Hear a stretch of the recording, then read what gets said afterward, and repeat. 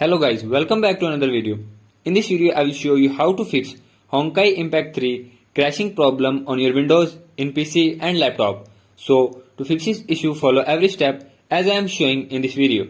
And do not forget to subscribe this channel and also press the bell icon for the latest upcoming videos. Hope so this will fix your problem and help you a lot.